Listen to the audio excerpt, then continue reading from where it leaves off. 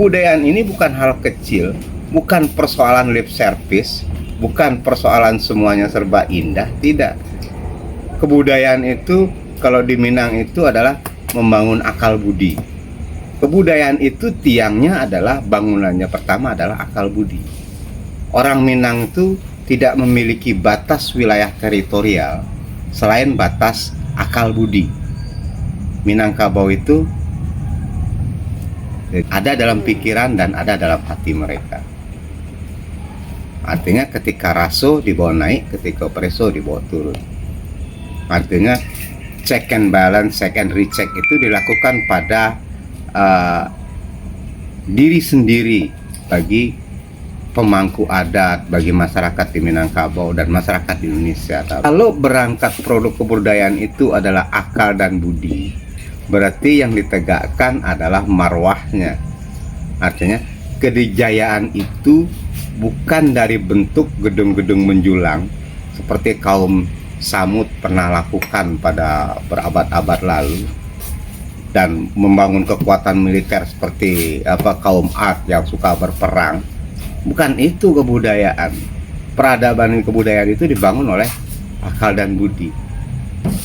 Makanya kenapa Islam lebih mudah diterima, karena dia tidak menyinggung soal peradaban yang bertentangan dengan peradaban yang dimaksud oleh Sang Khalik. Karena kalau bahasa Indonesia peradaban artinya adalah adab. Kalau kebudayaan artinya adalah ubudiyah. Artinya semuanya berkaitan dengan muamalah, dengan interaksi sosial. Di setiap masyarakat adat yang ada di Indonesia, itu dia mempunyai planologi yang sudah mumpuni, ilmu perencanaan pembangunan.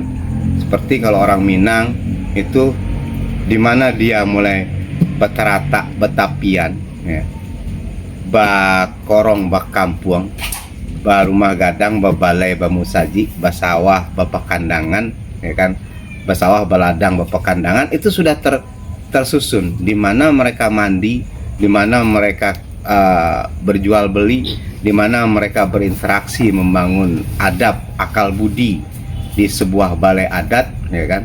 Itu sudah ada dalam rumusan tatanan perencanaan pembangunan sebuah nagari. Mereka punya mindset, cara berpikir yang sudah ada diwarisi oleh nenek moyangnya, tinggal mereka menggali kembali sesuai dengan kemapanan akal budi daripada masyarakat adat tempat. Iya, dari begitu kompleksnya persoalan yang terkait dengan basis, ya, landasan pemahaman tentang kebudayaan itu. Nah, sekarang apa yang harus kita lakukan? Dimulai dari mana menurut Habib? Ini loh, yang pertama kita menyadari, siapapun harus sadar bahwa pemerintah itu adalah public servant, pelayan masyarakat. Akan menjadi sebuah hal lucu ketika pelayan itu didatangi, dan ketika dia datang ke tempat tuannya disambut oleh tuannya dengan sambutan red carpet. Secara bahasa dan secara kenyataan kita lihat yang menggaji mereka adalah rakyat dari pajak mereka. Ketika kita ke legislatif yang merupakan wakil rakyat, maka ketuanya adalah rakyat. Kenapa ketika rakyat datang ke DPR mereka ketakutan? Public servant itu ada di beberapa tempat yang cukup baik yang pernah mendatangi. Baru saja kita berdiri di pintu masuknya, mereka sudah bertanya, ada yang saya bisa bantu, Pak? Nah, pertanyaan-pertanyaan, kalimat-kalimat bahasa yang memakai budi pekerti itulah yang tidak ada karena ditukar dengan penjagaan-penjagaan security yang seharusnya tidak dilakukan. Dalam pertanyaan-pertanyaan dianggap pertanyaan untuk melindungi, memprotek kekuasaan, memprotek ruang kerja pelayan-pelayannya. Sementara yang dilayani ini tidak pernah diprotek, tidak pernah dilindungi. Masyarakat adat hanya dilindungi secara tekstual, tetapi secara kontekstualnya kita tidak pernah merasa aman jadi masyarakat adat. Tidak pernah ada masyarakat adat yang bisa tidur nyenyak pada hari ini ketika mereka harus berurusan dengan perdata maupun pidana ya. Ya, sekarang dibangun pengertian seakan-akan seniman itu adalah mereka yang bisa bicara, bisa menulis, dalam arti kata mereka yang populer dan modern. Bagaimana dengan posisi seniman yang sebetulnya pemilik kebudayaan di kampung-kampung, seniman tradisi itu? Kalau itu kan persoalan. Nah, persoalannya adalah ketika media informasi yang disebut dengan televisi, internet, dan kemapanan hidup yang dalam tanda petik bukan dari masyarakat adat, maka termarginalkanlah mereka, termarginalkan oleh media informasi yang ada.